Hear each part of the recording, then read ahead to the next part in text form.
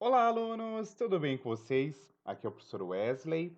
Essa é mais uma aula do módulo de Física 1 e nós comentaremos especificamente nessa aula sobre vetores. Então, vamos lá? De antemão, o primeiro aspecto que eu acho que é importante a gente aqui definir é o conceito de grandeza escalar e grandeza vetorial. A grandeza escalar, simplificadamente, é toda e qualquer grandeza que é definida basicamente por um valor numérico e, consequentemente, por uma unidade. Então, por exemplo, a gente pode falar aqui acerca de unidade de tempo, de massa, temperatura, energia e etc. E cada uma dessas variáveis que eu acabei de comentar aqui com vocês, ela é definida basicamente por um valor numérico associado a uma unidade de medida. Como, por exemplo, no tempo a gente pode ter aí segundos, horas, minutos e etc. Na massa, quilo, quilocaloria, grama e por aí vai. Temperatura, Kelvin, Celsius, Fahrenheit, energia, Joule, calor, caloria e por aí vai. O aspecto mais importante é que vocês precisam ter muito bem definido que toda e qualquer vez que eu falar de grandeza escalar, é basicamente uma grandeza que envolve um número com uma unidade aí que a define. Em contrapartida, uma grandeza vetorial, ela já envolve aqui alguns outros conceitos que são mais importantes a gente destacar nesse momento. Por quê? Envolve agora conceitos de direção e sentido para que eu tenha uma completa caracterização desse processo.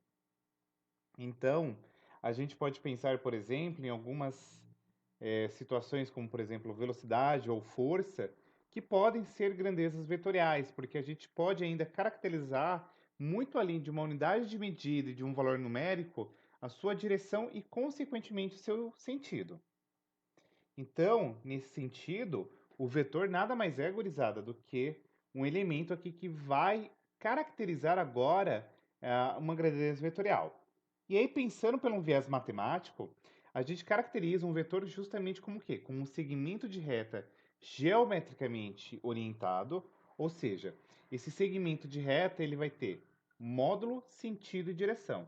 De maneira a qual, se a gente pegar, por exemplo, essa reta aqui, ó, esse vetor ele tem 4 unidades e, consequentemente, o módulo é de 4 unidades.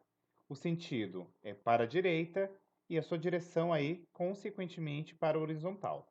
Beleza? Então, o vetor é justamente uma reta que vai ser agora um importante elemento para que a gente consiga caracterizar uma grandeza vetorial nas suas mais diversas acepções aqui, que seriam o módulo, o sentido e a sua direção.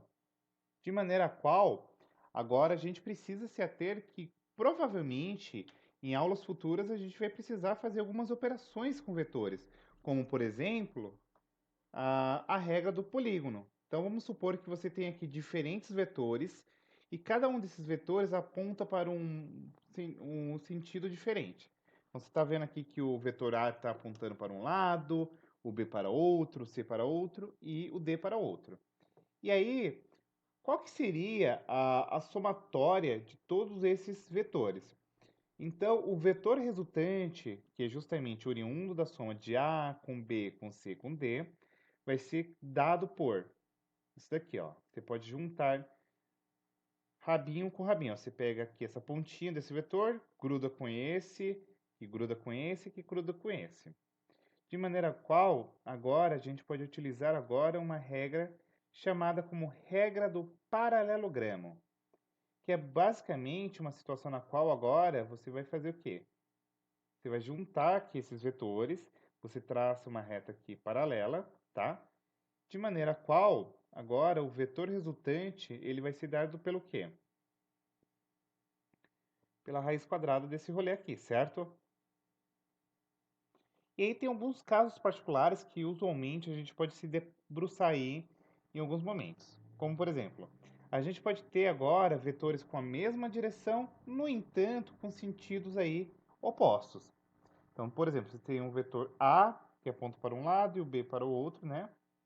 E aí o resultante seria o quê? A somatória de A mais B, né? E aí o resultante é A mais B, tá? Então, nesse primeiro caso aqui, eu falei besteira, perdão. Vocês estão vendo que está apontando para o mesmo sentido, eu falei sentidos opostos, peço desculpas. O que a gente faz? Só soma aí esses dois vetores. Agora suponhamos que você tem aqui vetores com a mesma direção, mas sentidos opostos. Agora, ó, o A está apontando para o lado e o B para o outro. O que a gente vai fazer? O vetor resultante desse rolê aqui, ele vai ser dado pela diferença entre o vetor A e o vetor B, certo? E aí o terceiro caso, você pode ter aqui vetores que eventualmente façam aqui um ângulo de 90 graus entre si. Então você tem aqui o vetor A e o vetor B, e o vetor resultante entre A e B é justamente o quê? Agora um ângulo de 90 graus. E aí quando você tem essa situação, você vai ter que fazer o quê? Pegar o vetor A e levar ao quadrado, o vetor B elevar ao quadrado, e a resultante aí é ao quadrado também, tá? E aí um quarto caso que vocês possam eventualmente encontrar é aquela situação na qual o vetor faz aí um ângulo qualquer entre si. Então vamos supor, você tem esses vetores aqui, certo? O vetor resultante seria a soma de A mais B, de maneira qual você tem isso daqui, tá? E aí o vetor resultante é o quê? O vetor resultante é o vetor A ao quadrado mais B ao quadrado mais 2 vezes A vezes B vezes o cosseno de alfa, tá? E eventualmente você ainda pode ter a subtração de dois vetores. E aí a gente utiliza o conceito de somar o vetor com seu oposto. Então, você tem aqui A, você tem esse vetor B, é você só fazer a diferença entre A e B, beleza? De maneira qual você chega aí A mais B, que é aí com seu oposto. Belezinha? E, eventualmente, você ainda consegue decompor um vetor. Como assim, professor? Te liga. Você pode fazer uma projeção ortogonal aí de uma das extremidades, por exemplo, de um vetor A nos eixos x e y, de maneira a qual você obtém aqui componentes retangulares, ax e ay. Ó, então se liga, você tem o eixo aqui das ordenadas, o eixo das abscissas, e aí você tem um vetor A aqui qualquer. Você pode fazer uma decomposição agora, de maneira a qual você vai ter aqui AY e AX, certo? E aí, basicamente, o que que a gente pode utilizar aqui? Basicamente, utilizar cosseno, certo? E seno. Isso daqui vai ser muito importante para quando vocês se debruçarem, por exemplo, em alguns exercícios de dinâmica, tá? E é isso, gente. Eu só dei umas ideias aqui gerais para que vocês consigam, eventualmente, aí fazer exercícios das próximas aulas. Um super beijo e até a próxima. Fui!